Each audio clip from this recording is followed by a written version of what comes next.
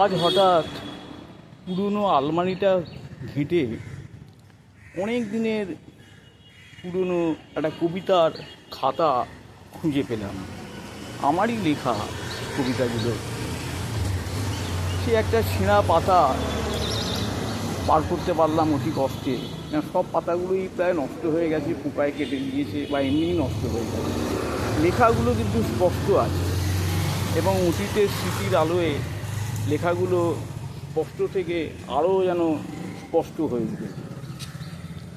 ব্যস্ত ছিলাম, যৌথ পরিবারে খুঁড়তুতো জারতুতো ভাই বোনেরা সবাই একসাথে থাকতাম, একসাথে খাওয়া দাওয়া শোয়া বসা সবই একসাথেই তো ছিলাম।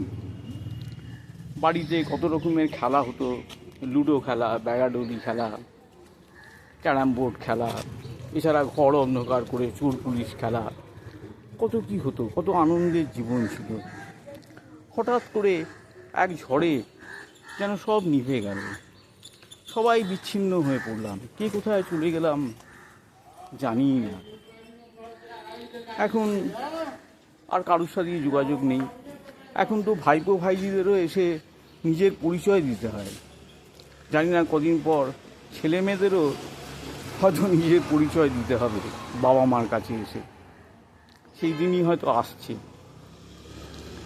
একলা ঘর আমার দেশ, আমার একলা থাকার অভ্যেস, এইটাই বোধহয় বর্তমান জীবনের গান।